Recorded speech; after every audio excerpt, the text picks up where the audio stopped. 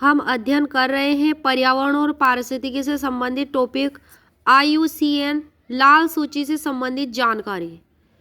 IUCN संकटग्रस्त जातियों की IUCN लाल सूची, जिसे रेड डाटा सूची भी कहते हैं, वर्ष 1963 में गठित विश्व के पौधों और पशुओं की जातियों की संरक्षण स्थिति से संबंधित सबसे व्यापक तालिका है।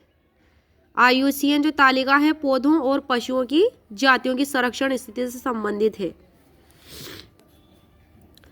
International union for conservation of nature, international union for conservation of nature, अंतर्राष्ट्रीय प्रकृति संरक्षण संघ, ये इसका हिंदी अनुवाद है। IUCN की फुल फॉर्म है international union for conservation of nature, IUCN अंतर्राष्ट्रीय प्रकृति संरक्षण संघ। विश्व स्तर पर विभिन्न जातियों की संरक्षण स्थिति पर निगरानी रखने वाला सर्वोच्च संगठन है IUCN। लाल सूची की श्रेणियां।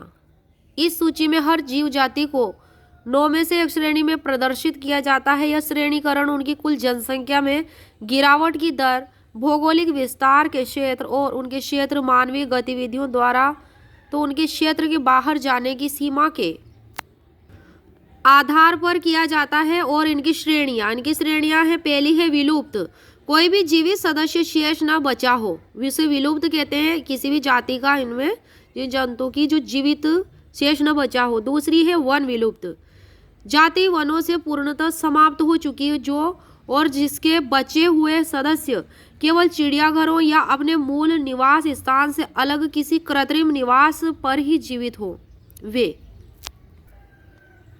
तीसरी श्रेणी है घोर संकटग्रस्त, घोर संकटग्रस्त वनों से विलुप्त होने का जिन पर गंभीर खतरा मंडराया हुआ हो। चौथा प्रकार है संकटग्रस्त, वनों से विलुप्त होने को संकट आ गया हो। पांचवा है असुरक्षित, वनों में संकटग्रस्त हो जाने की संभावना हो, पॉसिबिलिटी हो। छठा प्रकार है संकट निकट भविष्य में संकटग्रस्त हो जाने की संभावना हो। सातवां प्रकार है संकट युक्त बहुत कम खतरा, विस्तृत क्षेत्र में पाई जाने वाली बड़ी संख्या में पाई जाने वाली जाति जिसको पर बहुत कम खतरा हो, संकट मुक्त, वो संकट मुक्त है। संकट मुक्त सातवां प्रकार संकट मुक्त, इसमें क्या है, बहुत कम खतरा हो उस जंतु पर, उस प्रजाति के जंतु पर।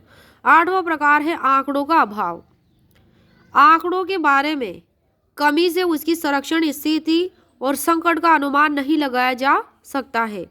नौवां प्रकार है अनाकलित, यानी कि नॉट इवेल्युएटेड, संरक्षण स्थिति का IUCN के संरक्षण मानदंड पर आकलन नहीं किया गया हो, अभी तक आकलन नहीं किया गया हो।